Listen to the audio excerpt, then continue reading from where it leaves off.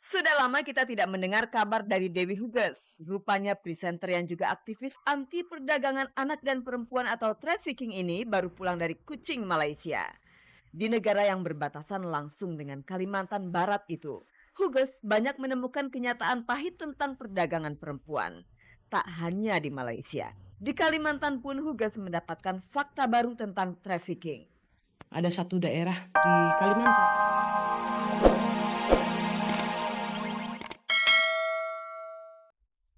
Halo pemirsa, selamat pagi. Apa kabar Anda? Senang sekali saya Nadia mulai kembali menjumpai Anda di Ghospot, gosip terdepan seputar orang ternama.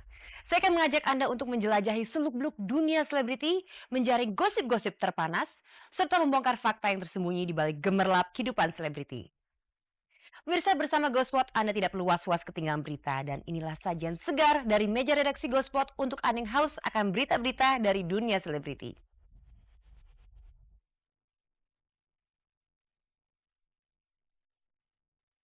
Diana Nasution kabarnya merebut seorang anak bernama Rian dari pelukan sang ibu yang juga mantan adik iparnya. Dewi Hugas semakin aktif memerangi perdagangan anak dan perempuan.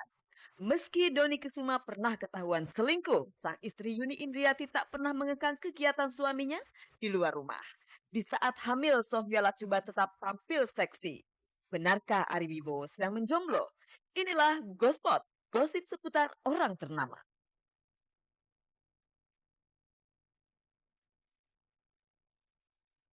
Pemirsa, bagi Anda penggemar Elo, pasti Anda tahu dong siapa ibunda penyanyi yang sedang naik daun ini. Nah, jika Anda menjawab Diana Nasution, berarti Anda 100% betul pemirsa. Namun kali ini saya tidak akan membahas mengenai Elo, melainkan mengenai sebuah kasus yang telah menimpa Diana. Yaitu kabarnya Diana telah mengambil secara paksa seorang anak laki-laki bernama Rian dari pelukan sang ibu. Dan wanita itu pemirsa bernama Dwi yang tidak lain adalah mantan adik ipar dari Diana sendiri. Nah, seperti apakah kasus yang tengah menimpa Diana Nasution? Pemirsa, kita akan saksikan berita selengkapnya tentunya hanya di Ghospot.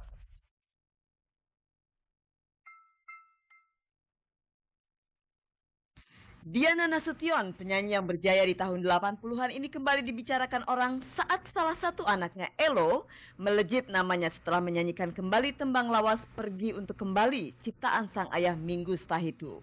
Namun kini Diana yang hampir tak pernah bersentuhan dengan gosip, kabarnya telah merebut seorang anak bernama Rian dari pelukan sang ibu Bernadetta Anadimi Dwi atau Dwi. Dwi tak lain adalah mantan adik ipar Diana. Iya, Ibu Diana nggak mau menyerahkan anak saya. Alasannya dia udah jatuh cinta aja. Saya juga nggak masuk akal sih alasannya. Dia cuma bilang, kakak nggak tahu, kakak udah kedagingan aja sama anak ini. Itu istilah dia ya. Kakak udah terlalu jatuh cinta sama anak ini, sampai kakak nggak bisa pisah sama Rian. Rian adalah anak pertama Dwi dari pernikahannya dengan mantan suaminya Ferdinand Nasution, adik Diana Nasution. Ketika Rian berusia 3 bulan, Dwi mulai mencium gelagat Diana yang sepertinya ingin memiliki Rian. Saat itu Diana sering membawa Rian ke rumahnya kendati Dwi tidak setuju. Akhirnya Rian jadi bahan rebutan antara Dwi dan Diana. Sebetulnya kalau untuk masalah tarik-tarikannya sudah dari dulu, dari pertama saya melahirkan Rian. Mereka udah pinjem bilangnya Kak Diana sakit, pinjem dulu, kangen sama Rian segala. Anak itu masih netek sama saya, masih 3 bulan umurnya, itu udah dipinjem ke sana. Dan saya yang namanya orang baru nyusuin ya gitu kan, lama-lama juga kan saya sakit gitu, saya susulin lah ke rumahnya sampai akhirnya saya tinggal di rumahnya dia. Saya kasihan terus sama Ibu Diana. Setelah Dwi menetap di rumah Diana, perebutan anak semakin jelas terlihat. Jadi mereka tuh memberi penekanan sama Rian.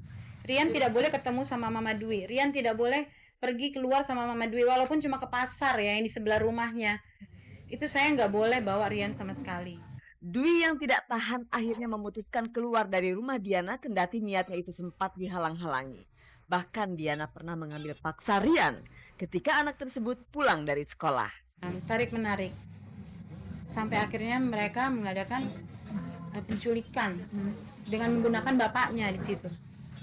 Disuruhlah bapaknya untuk ngambil di tengah jalan. Anak ini berteriak-teriak, dia nggak peduli, tetap dibawa juga.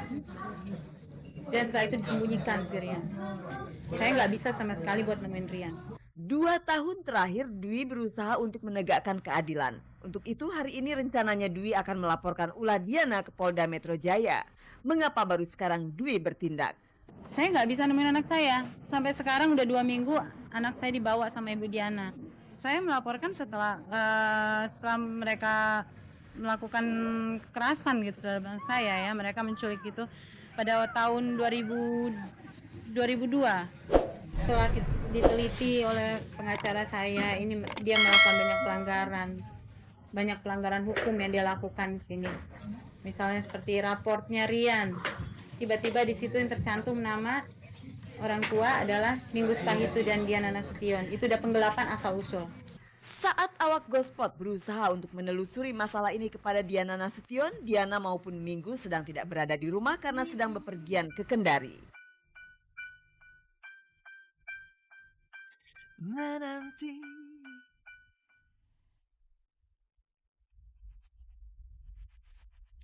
Pemirsa, mengapa anak-anak selalu dijadikan korban keegoisan orang dewasa? Pemirsa, setelah menjadi duta trafficking, Dewi Huges semakin menyadari bahwa perdagangan anak-anak dan perempuan banyak terjadi di Indonesia maupun di luar negeri.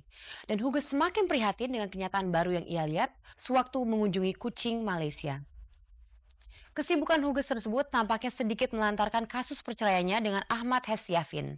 Padahal beberapa waktu yang lalu Huges sempat mengajukan naik banding. Namun hingga kini langkah Huges itu belum terlaksana. Mengapa? Langsung saja kita simak dalam Gospot.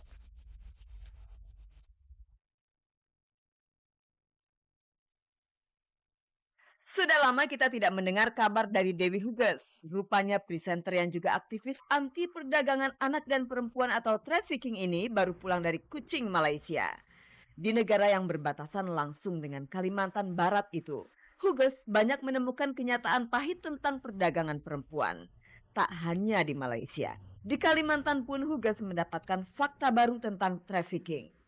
Ada satu daerah di Kalimantan justru, di mana manusia seperti dipertenakkan. Jadi orang yang habis kena diperjualbelikan di sana, di traffic, mereka hamil, dipulangin lagi ke Indonesia, mereka dimasukkan ke dalam satu rumah, melahirkan, bayinya dijual, ibunya pun dijual lagi gitu. Seperti itu gitu loh, kondisinya itu di depan mata gitu. Saya juga nggak nutup mata bahwa banyak pejabat-pejabat yang juga merasa, yang terkait juga merasa bahwa tidak ada kok di daerah kita gitu. Nggak ada perdagangan manusia di sini gitu. Ini daerah kita aman. Seluruh dunia menutupi dan tidak mau tahu gitu. Jadi Huges ngajak semuanya, ayo deh, ini kerjaan kita semua, jangan nunggu pemerintah aja melakukan sesuatu, tapi kita masyarakat juga harus tahu.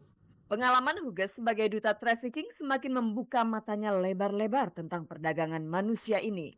Huges juga menemukan satu kenyataan tentang dugaan penjualan organ tubuh manusia. Perdagangan manusia yang terakhir Huges lihat kasusnya, kayaknya tangannya banyak disedot darahnya ya. Jadi pada awalnya katanya mau kerja jadi pembantu rumah tangga kan gitu.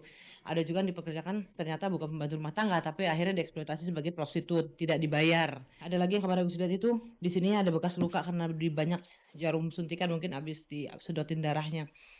Kita belum bisa bilang sekarang trafficking sudah mengarah kepada perjualan organ-organ tubuh ya. Di sela-sela kesibukannya, kasus perceraian Huges dan Ahmad Hestiafin rupanya sedikit terlupakan. Memori banding yang seharusnya diberikan pengacara Huges ke Pengadilan Agama Jakarta Selatan hingga kini belum didaftarkan. Menurut kabar yang didapat dari Rahmi Sarjana Hukum, salah satu tim pengacara Elsa Syarif, putusan cerai Huges cacat hukum. Apakah karena alasan itu memori banding belum dibuat? Belum tahu terus terang, semua urusan itu sudah Huges serahkan kepada pengacara, jadi detail-detailnya Huges nggak tahu lagi. Setahu saya pun sampai 2 minggu lalu saya dapat informasi dari lawyer saya, memori banding pun belum masuk.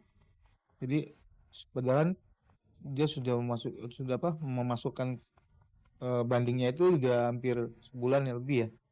Jika putusan cerai itu cacat hukum, apa langkah Afin selanjutnya? Silakan aja dibawa ke pengadilan atau di memori bandingnya dia masukkan cacat hukum di mananya, saya nggak ngerti kan, saya nggak ngerti tentang hukum. Tapi yang jelas intinya apa yang diminta Huges dari awal sudah dilaksanakan oleh pengadilan. Apa adalah cerai dan Genogini dibagi dua itu adalah putusan yang dimasukkan Huges ke pengadilan waktu itu. Dan oleh pihak pengadilan agama sudah dikabulkan gitu kan. Jadi intinya sebenarnya ini adalah kemenangan Huges gitu. Karena apa yang diminta Huges sudah dikabulkan. Terus karena dia nggak terima ya